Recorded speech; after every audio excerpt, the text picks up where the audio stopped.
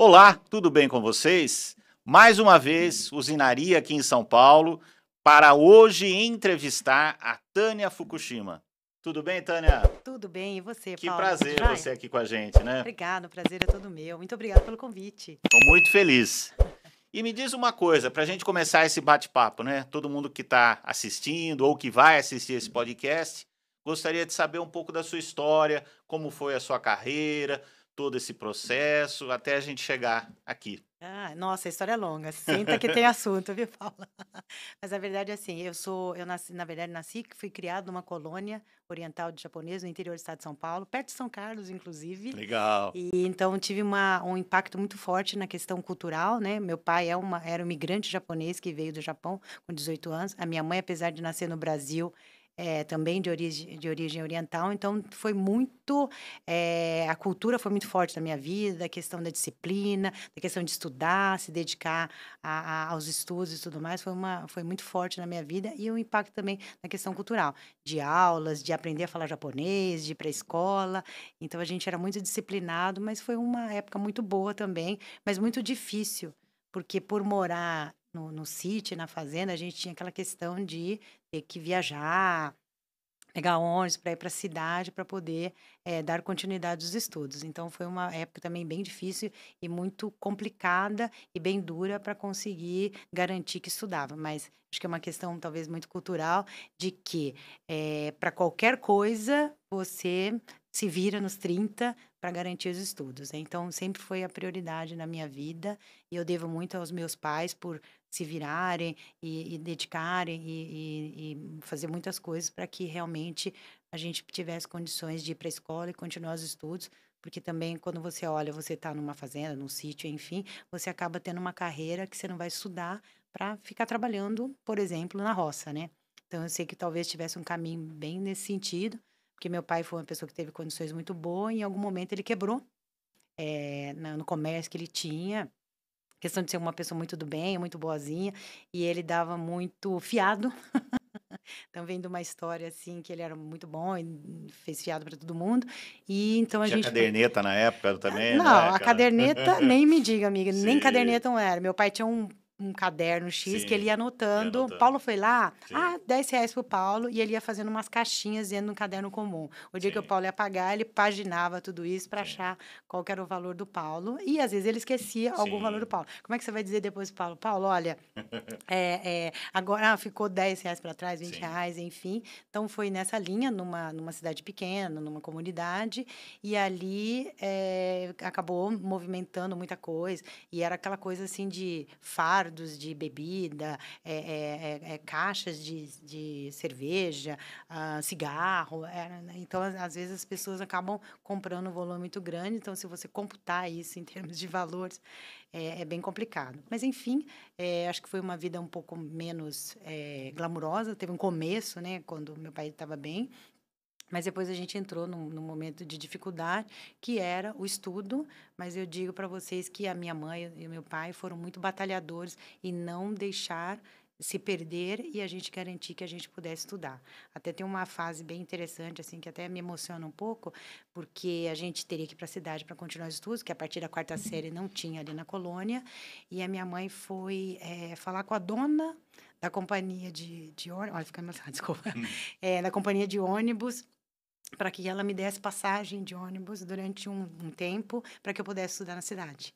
E aí a gente ia lá falar com a dona da companhia de ônibus e ela cedeu pra gente como se fosse um passe para que eu viesse estudar. E aí eu fui fazer a quarta série do primeiro grau com 10 anos de idade em Ribeirão.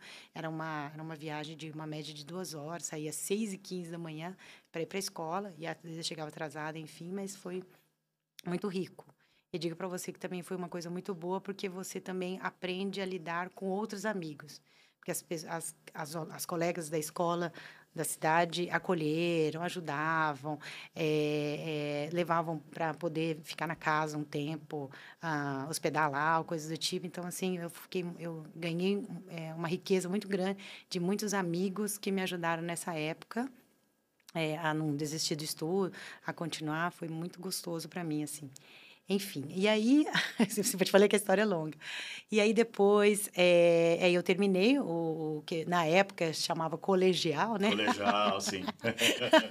O atual ensino médio, É, o né? atual ensino Sim. médio, na época chamava colegial, e na época do colegial eu já tinha que buscar alguma oportunidade de trabalho, eu tinha 13 anos na época, então eu também trabalhei um ano sem registro oficialmente, porque eu não podia registrar, e aí eu fazia um trabalho, um turno de manhã na escola, e à tarde trabalhava num comércio, numa farmácia, e como o tempo da escola até o comércio não dava tempo de almoçar, eu almoçava no intervalo da escola. Então, eu tinha uma marmitinha que a minha mãe fazia de madrugada, eu almoçava no intervalo da escola para o tempo que eu precisava chegar até, porque era um trajeto de uma meia hora a pé, chegava-se na cidade para poder trabalhar até o horário do ônibus para ir embora.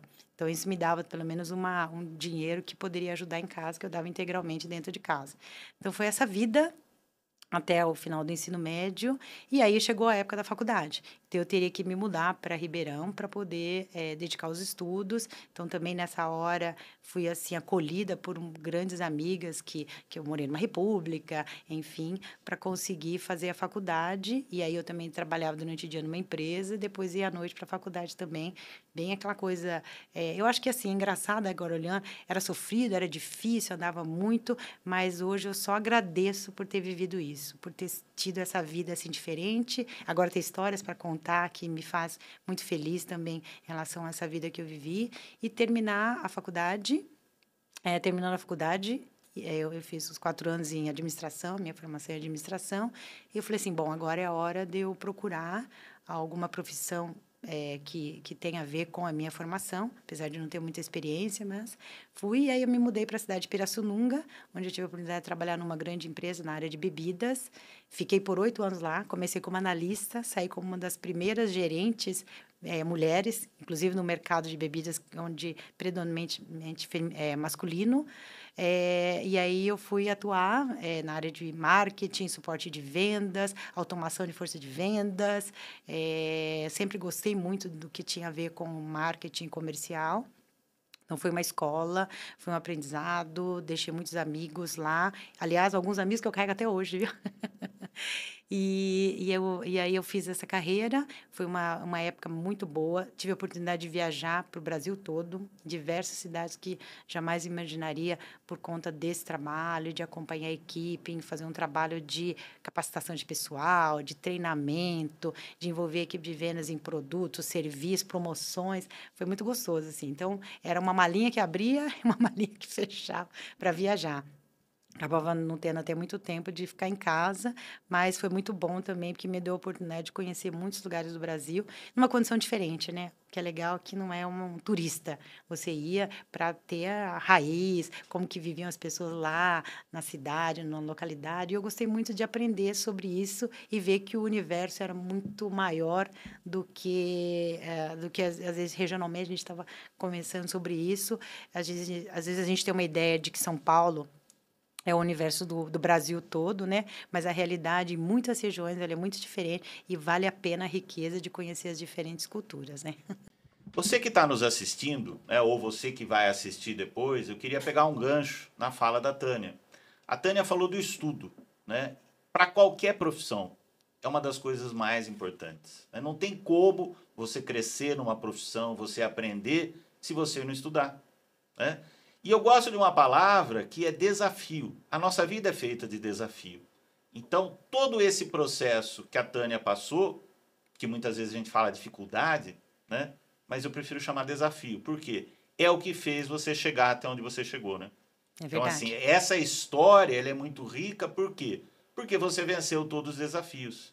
Infelizmente, tem algumas pessoas que param no meio do caminho, né? Naquele primeiro desafio. E aí não vai chegar onde, por exemplo, a Tânia chegou, que ela vai contar uma série de histórias ainda com a gente, né? Então fica esse recado para você que estudo tem que fazer parte da sua vida. E infelizmente no Brasil muitas vezes não é levado em consideração como nos países mais desenvolvidos, né? Então o país só cresce com o estudo, né? Então não tem milagre do dia para a noite. É um processo e o estudo é parte de todo esse processo, né, Tânia? senão a gente não teria chegado até aqui, né? Não teria chegado. E te digo mais, Paulo, a dificuldade me motivou muito mais, me valorizou muito mais a esse estudo, porque eu precisava aproveitar aquele momento, se não fosse ele, não teria outro momento, e talvez eu tivesse com uma outra história, ou talvez é uma história para contar aqui para você Sim. agora.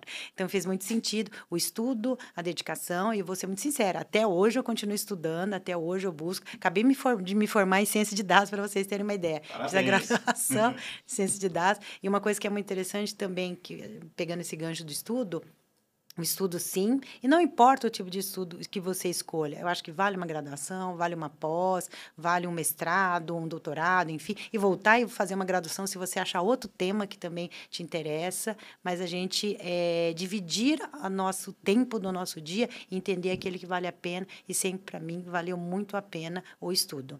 E uma coisa que eu ouvi muito interessante do Sensei, que hoje, na verdade, só para dividir com vocês, Sim. eu faço taiko. Ah, que legal. Também vou contar essa parte com vocês, mas o meu sensei falou uma coisa que eu achei bem interessante. Ele está fazendo faculdade e ele não está interessado no diploma que ele vai ter ao final, mas ele está interessado na trajetória e no aprendizado que ele vai ter no decorrer disso. E você vê que, às vezes, você tem muita gente interessada só no diploma final e não no conteúdo que ele vai ter nessa trajetória. Então, é uma lição muito interessante para a gente sobre isso, né?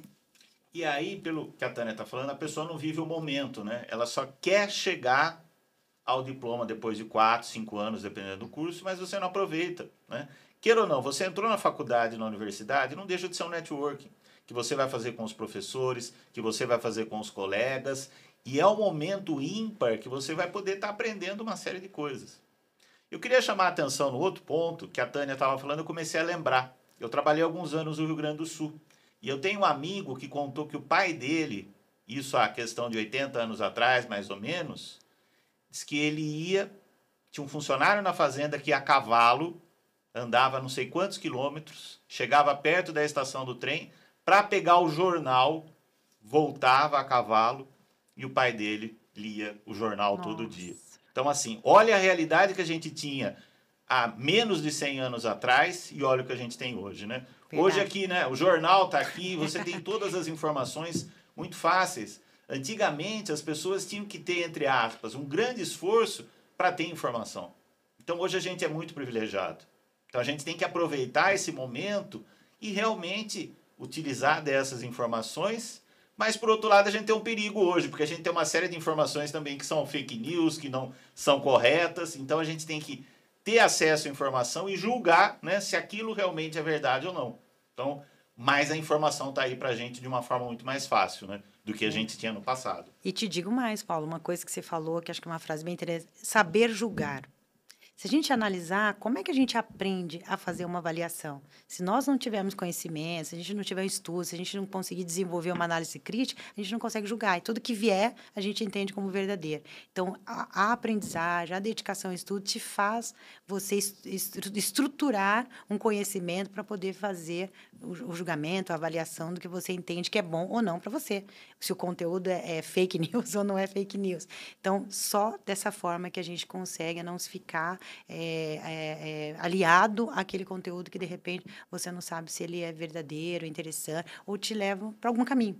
Acho que o grande ponto também. E eu vejo que um outro ponto que eu gostaria de chamar a atenção no que a Tânia falou é que a realidade de São Paulo ou de uma grande capital é diferente da realidade da maioria do Brasil, né? Porque a maioria do Brasil é constituída por municípios pequenos com uma outra realidade.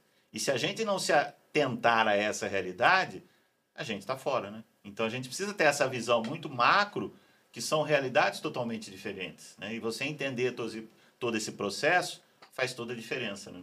Faz. Nossa, Paulista, eu vejo uma riqueza sem sair do Brasil. Lógico que eu tive a oportunidade de também estar em outros países, não morando efetivamente, mas visitar e viajar. E eu gosto muito de avaliar essa questão raiz do local. Eu vou para os lugares, eu quero, não, me leva na comida típica lá no interior, quero entender o que é. Posso gostar ou não gostar, mas isso eu acho que é secundário. Né? Conhecer, vamos entender o que é, do que é feito, o que as pessoas gostam. Então, eu tive a oportunidade de viajar em vários lugares do Brasil e ver que ele é muito maior do que a gente imagina, que existem diferenças culturais e têm que ser respeitadas, Não existe lugar onde é certo, onde é errado, mas existem as diferenças. Isso eu também ouvi de um grande amigo meu, onde ele disse assim: Tânia, aqui não é nem melhor e nem pior, aqui é diferente, vale aproveitar esse momento para aprender nesse lugar, que também eu acho que foi uma grande lição. Então, a gente vai colhendo esses aprendizados e vai entendendo como a gente pode trazer uma riqueza muito melhor para a nossa vida, para o nosso portfólio também. Inclusive, isso foi o tema do meu mestrado, tá? Que legal. O Paulo, eu estudei a visão do receptor lá na ponta. Eu tive a oportunidade de fazer um mestrado em São Caetano e eu estudei muito essa diferença cultural, que a comunicação, a gente quer falar de um jeito, achando que todo mundo vai entender, mas ela pode ter interpretações e entendimentos diferentes. E, na época, eu fiz entrevista com pessoas de vários lugares do Brasil para analisar uma comunicação, o que ele entendia dela, e, ricamente, falei assim, poxa, ninguém entendeu a mesma coisa, é bem diferente. E foi interessante porque eu vi a questão cultural, eu vi a questão das profissões, como que as diferentes profissões têm entendimentos diferentes sobre as coisas, e a questão do gênero também. O gênero tem uma visão diferente também das coisas, e a gente acha que todo mundo é igual. E olha, do seu lado, sei lá, eu e o Paulo podemos enxergar alguma coisa diferente, né? Só pela percepção do gênero. Também achei muito legal. Uma coisa que é interessante também nesse assunto, se você vai para a programação neurolinguística, por exemplo, fala dos canais de comunicação, esse canal aqui é o menos desenvolvido. E é o que a gente mais usa, né, Tânia? Então, por isso que a gente tem muito ruído na comunicação. Porque a gente acha que, a partir do momento que eu estou falando, outra pessoa está entendendo, né? Só que assim, eu não estou preocupado, muitas vezes, de falar como é que será que essa pessoa vai entender. Eu falo do meu jeito e a pessoa vai ter que entender, né? E aí a gente se esquece que existe um canal aqui visual e que existe o sinestésico, né? Sim. Então, muitas vezes a comunicação é truncada, por quê? Porque você acha que todo mundo está te escutando. Muitas vezes a pessoa está te olhando, mas eu costumo dizer, ela está de corpo presente, né? Mas a cabeça dela está em outro lugar, né? Então, realmente, a comunicação é algo fundamental para você que está nos assistindo, para qualquer área. É algo que você precisa desenvolver. E eu vejo que o ponto positivo disso é o quê? Que é uma habilidade. E a habilidade a gente pode treinar, a gente pode desenvolver. E ela é fundamental para qualquer área, né? Comunicação, oratória. A gente precisa falar em público, precisa saber se comunicar, porque senão eu não vou conseguir chegar, achar o meu lugar dentro do universo corporativo, dentro da empresa, né? Isso mesmo. Nossa, eu vou te falar, foi muito interessante que o meu estudo foi voltado à comunicação, mas é a visão do receptor, que na época, inclusive, tinham poucos estudos sobre receptor.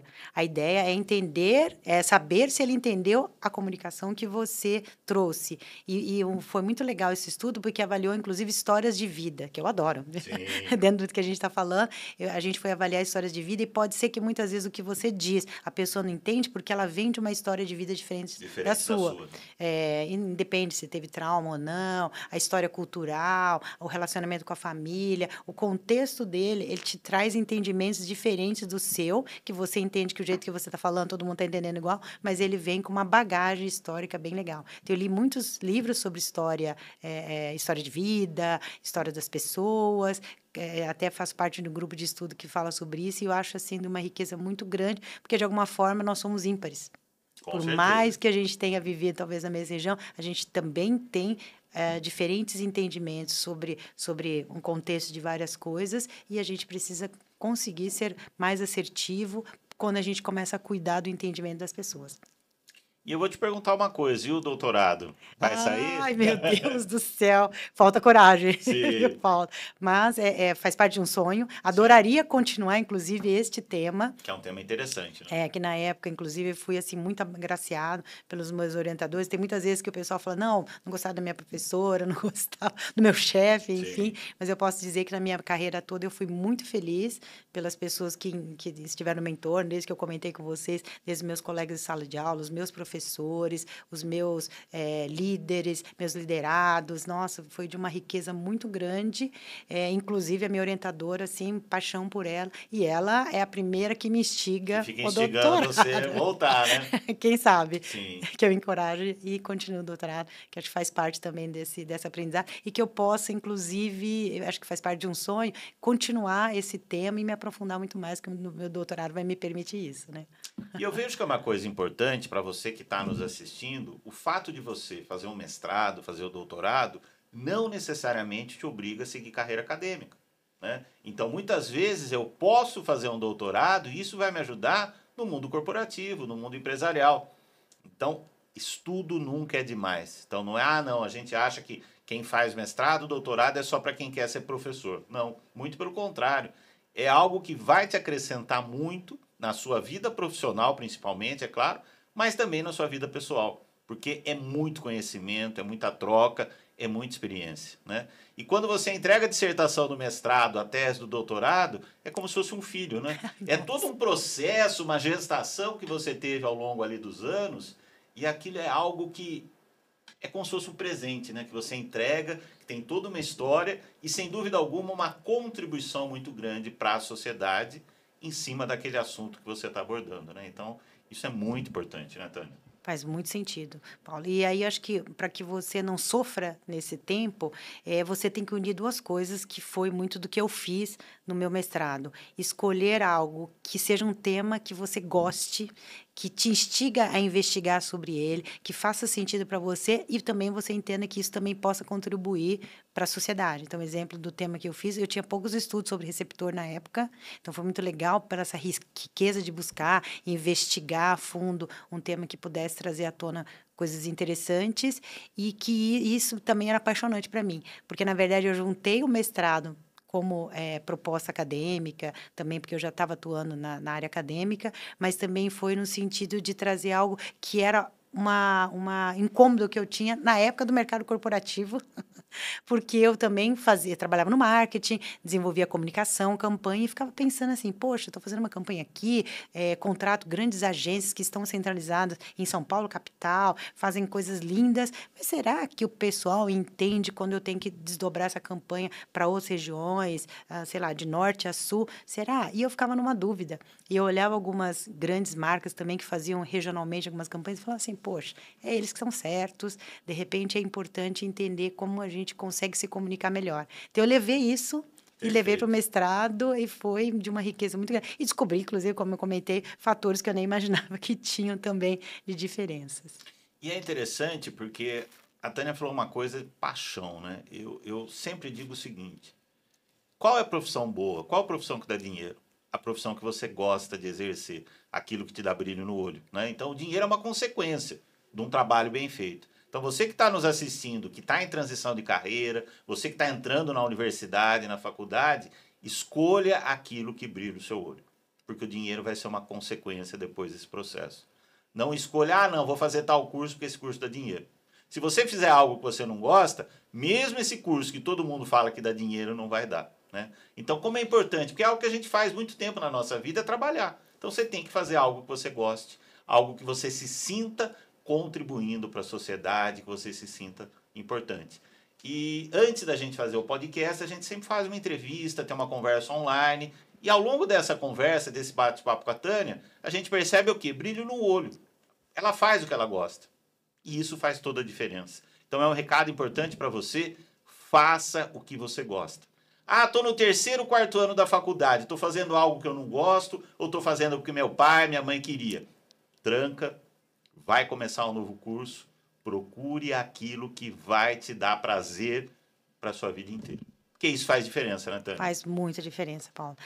Então, eu estava até pensando, lembrando de algumas coisas assim. Na época, a minha mãe queria que eu fizesse área de saúde, inclusive, Sim, queria que fosse um enfermeiro ou médico. E a frase da minha mãe que ela dizia era muito engraçada. Ela dizia assim: eu quero que você faça uma enfermagem para quando eu ficar velha você cuidar de mim. sim, Só que eu não tinha muita afinidade com esse mundo da saúde, viu, Paulo? sim. Mas eu preciso te dizer, porque eu tinha essa coisa de sangue, ou de machucado, enfim, tinha um pouco de medo em relação a isso, mas o que eu disse para minha mãe? Mãe, eu não vou fazer a área de saúde, mas eu vou ter um sucesso profissional, vou ter uma carreira que eu vou conseguir te apoiar em cuidar de Exatamente. você, do Sim, mesmo jeito, que seja pagar um profissional, mas vou estar do seu lado de qualquer forma, e isso eu fiz sim. como um desafio e que deu esse apoio para todo o processo de cuidar da minha mãe, do meu pai, enfim, sem precisar necessariamente ser a enfermeira à frente disso, que era algo que não me faria feliz. Então, a gente tem que fazer com amor, tem que dedicar, eu acho que isso faz toda a diferença. E até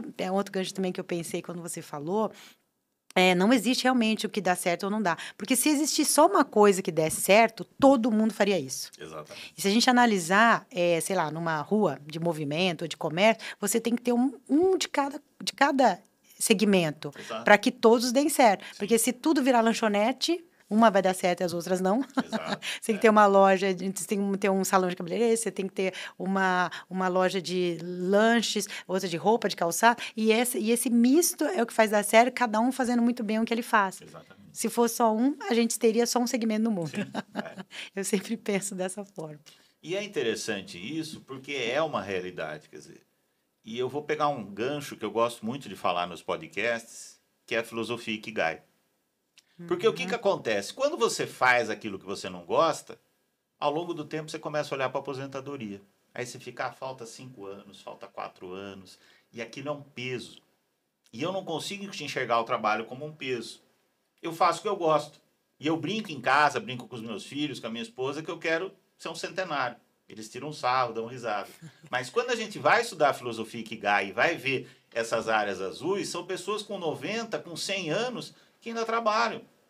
É claro que num ritmo menor, mas eles fazem o que eles gostam. E o trabalho é algo que dá prazer. E infelizmente aqui no Ocidente a gente enxerga o trabalho como algo muito pesado, como algo muito árduo. Só que a maioria do nosso tempo, no nosso dia a dia, o que a gente faz? É trabalhar.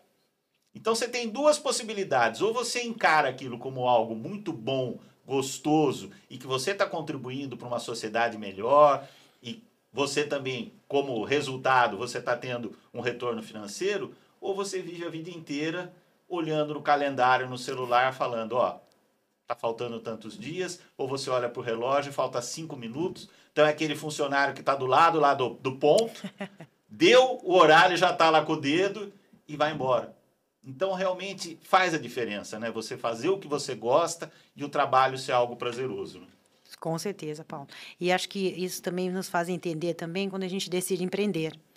A gente muda muito a nossa chave da vida, porque quando a gente é CLT, enfim, a gente tem esse comodismo, ou um olhar do tempo que a gente vai fazer. Mas eu vou ser muito sincero, mesmo durante a minha carreira, que eu trabalhei em algumas empresas, enquanto CLT, foi muito gostoso, porque eu tive a oportunidade de viajar, conhecer muita gente e não ficar vinculado. Como, graças a Deus, eu tive uma carreira e uma liderança muito rápida, eu já desvinculei desse tal do cartão de ponto há muito tempo e achei ótimo. E isso não faz, eu acho que você tem que ter uma maturidade, você tem que estar preparado para ter uma maturidade que não é a hora que você trabalha, mas a qualidade do tempo que você entrega naquele momento. E você cumprir essas horas sem olhar para o relógio que está acabando, mas ao contrário, entender que, poxa, você tem tanta coisa legal para fazer que isso pode até ultrapassar. Não estou falando em administração de tempo, estou falando da riqueza daquele momento que você vive com as pessoas. Tem uma diferença muito grande em relação a isso.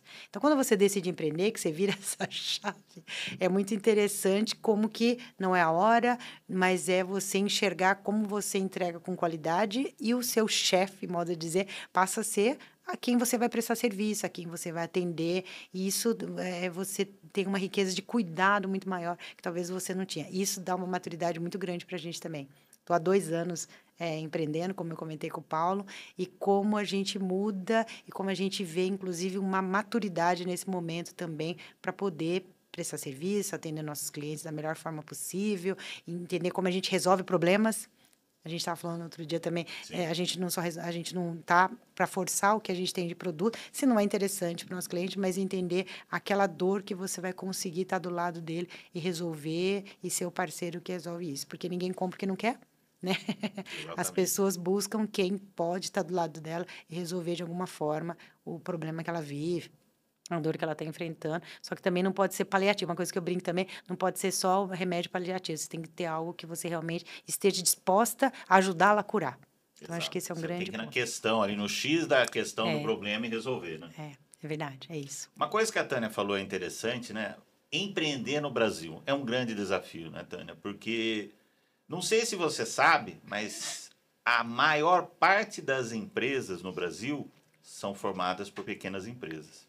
Então, se hoje fechasse todas as pequenas empresas, o país para.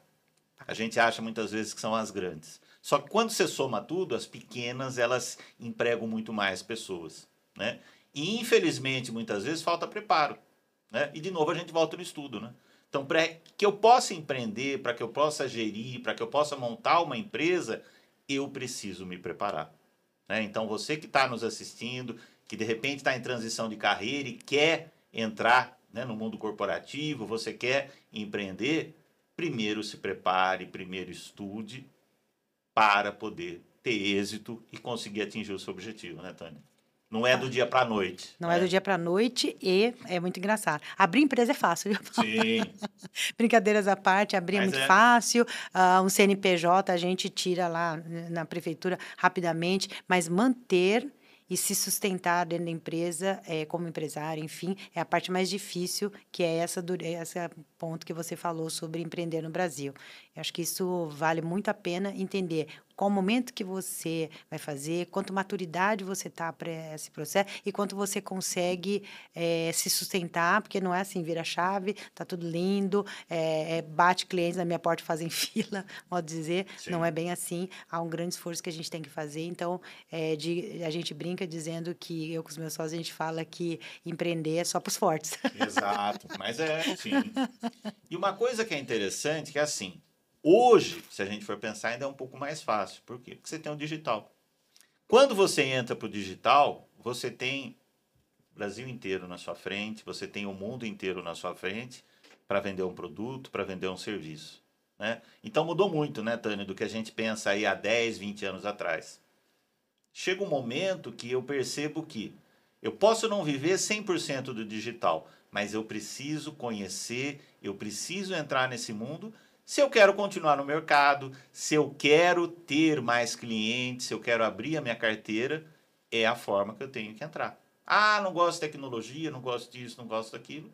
Infelizmente, essa empresa muitas vezes está afadada a, no futuro, fracassar, fechar, né? E a gente vê cases de grandes empresas que, de repente, tinham só um produto, continuaram a produzir aquele produto, quando chegou o celular, essa empresa fechou. Né? A gente não vive mais de máquina de escrever, não vive mais de despertador ali do lado da cama. Quer dizer, então, assim, as coisas foram mudando, né? E a gente, enquanto empreendedor, enquanto empresário, tem que acompanhar isso, né? Então, eu queria que você falasse um pouco desse desafio, né? Que é empreender no Brasil, que é montar uma empresa num momento tão rápido de mudança e que a tecnologia cada vez mais está ali e a gente precisa se adaptar a isso, né? Verdade, Paulo. Então, isso é muito interessante, porque a gente precisa acompanhar, e digo que os que não são nativos digitais têm uma dificuldade muito grande para acompanhar essa velocidade do que acontece.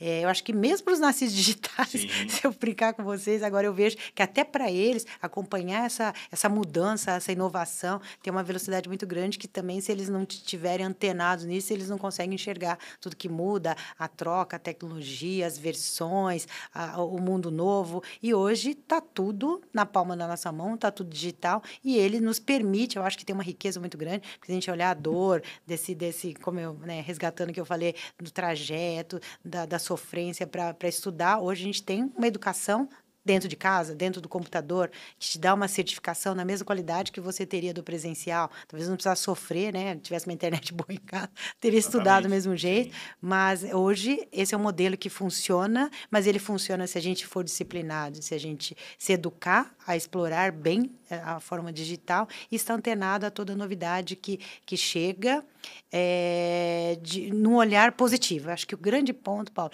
é olhar o digital, mas num olhar positivo, porque a gente já tem muita gente olhando de forma negativa. Quem quer roubar sua conta, enfim, N milhões de situações que não são positivas nesse sentido. Então, a gente tem que olhar de um jeito positivo. E acho que uma coisa também que eu diria que eu acho bem interessante é acompanhar essas evoluções e também não ser refém deles. Exatamente. Porque eu acho que existe muito essa situação assim, faz para mim o sobrinho que instala, lógico que para algumas pessoas isso pode ser mais interessante, mas eu penso muito em dar protagonismo para que as pessoas dominem o digital, que elas saibam como fazer, que elas entendam isso e se sintam bem nisso. Porque acho que quando a gente é refém, eu, particularmente, acho muito ruim depender de alguém para fazer toda hora. Então, eu vou lá, mexo, gosto de entender como é que funciona, o que tem de novo. Eu adoro esse tipo de esforço e eu diria, como conselho para todo mundo, que vale muito a pena você fazer parte do digital e ser protagonista desse universo.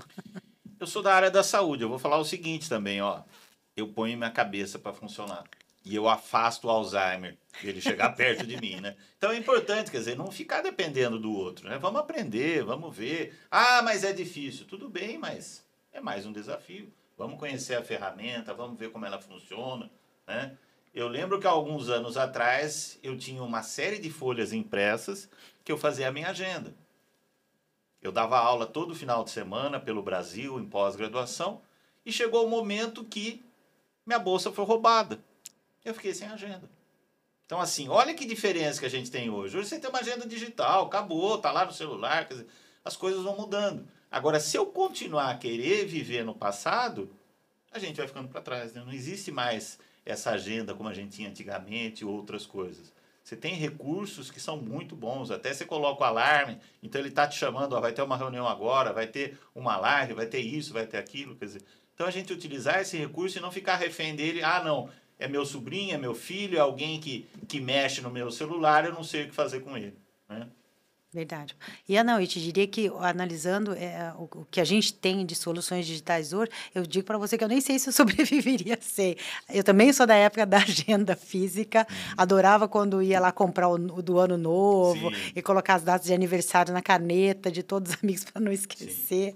Era uma fase muito boa em relação a isso, mas hoje eu olho, o alarme, a facilidade, o acesso que você tem em todo lugar, a lembrança de agenda, de horário, sei lá, um monte de coisa que você tem, o e-mail, a conta do banco, que você tem tudo na mão, eu não sei como eu sobreviveria se não fosse isso. Mas acho que é um grande ponto, Paulo, é a gente acompanhar e conseguir se adaptar e ver como ele traz benefícios para você no seu dia a dia, de não precisar ficar numa fila de banco, a parte também, eu dei aula nas turmas de graduação e pós também, em algumas universidades, e como a gente fazia isso na mão, material impresso, já usei muito material impresso, não digo que hoje não existe mais valores, inclusive eu já ouvi relatos de que está voltando esse sentido de ter alguma coisa na mão, palpável, mas ela vem como uma lembrança, mas disso nos dá também esse prazer desse momento, se a gente tem o digital ajudando em outras coisas. Eu acho que isso tudo está muito relacionado a ter o equilíbrio em relação a isso.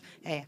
É usar o digital, explorar o que ele pode facilitar na sua vida. Está aí a inteligência artificial mostrando para a gente muita coisa, mas a gente tem que ter um equilíbrio muito legal. Tipo, ela está com vocês, está tendo essa conversa Exatamente, presencialmente sim. com o Paulo, que tem uma riqueza muito grande. Eu acho que isso é um grande ponto, a gente saber fazer esses momentos de encontro, viabilizar por conta da tecnologia, mas não deixar de ter esses momentos de encontros. Ótimo. Queria te fazer uma pergunta agora, Tânia. Você falou que está 2 anos empreendendo, né? Você montou uma empresa, você tem os seus sócios.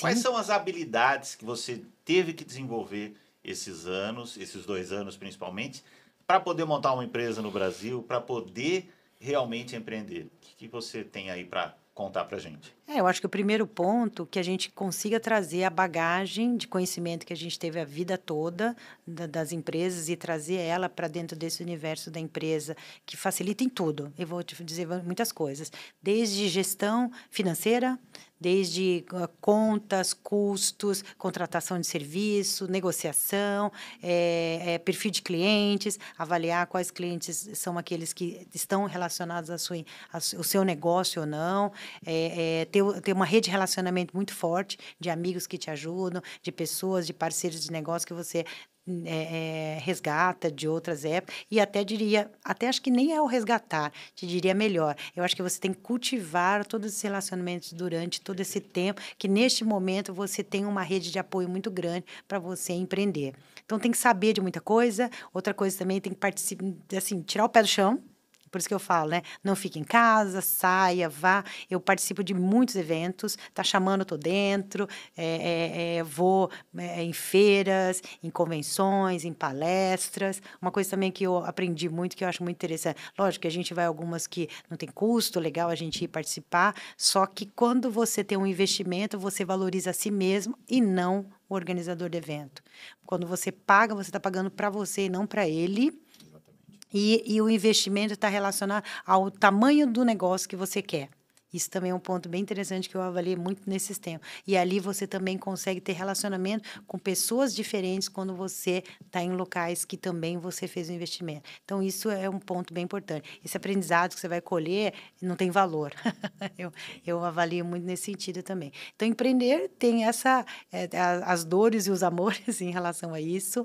Eu acho que tem uma riqueza muito grande, uma gratidão por não estar sozinho, como alguns dizem, eu empresa, né? Eu Sim. tenho 2 sócios que a gente forma um tripé que se complementa muito nesse trabalho, então só tenho aqui, nesse momento, inclusive, agradecer por a gente estar junto nessa trajetória, que faz você não se sentir tão solitário, mas o esforço é o mesmo, e você dizer que é automático, não é. Todo dia você tem que estar fazendo, todo dia você tem que estar acordando, apresentando para empresas, mostrando uma coisa legal que você tem, mas que ninguém sabe, que você precisa todo dia trazer soluções para ajudar as empresas. Então, empreender, eu acho que tem um pouco disso, mas eu estou aprendendo, viu, Paulo? A gente está sempre aprendendo. É uma pena que nós estamos chegando no final, né? O bate-papo ele flui, vai tão rápido, né, Tânia? Verdade. E com certeza nós vamos trazer novamente a Tânia, porque tem muita história para contar, né? Mas para finalizar hoje, eu queria deixar aqui uma pergunta para a Tânia responder, que é o recado que ela vai dar para você que está nos assistindo, para você que vai nos assistir. Qual é esse recado para essas novas gerações? Tá? O que você falaria para as pessoas que estão entrando no mundo corporativo, para as pessoas que querem montar o seu negócio, para as pessoas que querem empreender? Qual que é esse recado, Tânia? Nossa, são tantos recados, Paulo. Mas só para simplificar, eu acho que como a gente vem falando durante todo o podcast, estude, não tenha preguiça de se dedicar em buscar conhecimento, de entender um pouco de cada coisa, não precisa ser só no seu segmento, que acho que a mente da gente abre e a gente vê oportunidades de muito mais negócios e que possam ser um diferencial quando você atua em outros segmentos. Acho que esse é o grande recado. Dedique ao que você está fazendo assim de corpo e alma, porque aquele momento vai te trazer uma riqueza de conhecimento, de uma entrega bem feita, da realização daquele momento. Eu acho que hoje tem muitas profissões, sejam elas dentro da internet ou fora da internet, que se você fizer, faça da melhor forma. Eu acho que vale algum momento que isso é natural, que todo mundo tem um momento de rede social, de ficar stalkeando as coisas, é legal isso, mas o que eu faço, o que eu acho muito interessante, eu vou olhar, adoro rede social, gosto de pesquisar um monte de coisa, estou antenada, uns memes estão acontecendo, mas transforme nisso em algo que seja interessante para o seu negócio. Quanto que disso você consegue aprender e transformar isso numa análise crítica, num aprendizado, não só a gente só ouvir de forma passiva, mas que a gente possa ser protagonista da nossa história. Muito bom. A gente só tem a agradecer, né, a presença hoje da Tânia aqui com a gente. Desejar a você um grande abraço, muito aprendizado e tem muito recado aí que a Tânia passou. Então assista esse podcast do livro das profissões, porque ele vai servir para você poder escolher a sua profissão, para você poder escolher algo que brilhe o seu olho, que te dê prazer e que você vá por muitos e muitos anos trabalhar com isso. Grande abraço para vocês e até uma próxima oportunidade. E aí, gostou do vídeo? Então aproveita para curtir, comente aqui embaixo, se inscreva no canal, ative as notificações e compartilha. E aqui ao lado você pode acessar outros vídeos que você também pode gostar.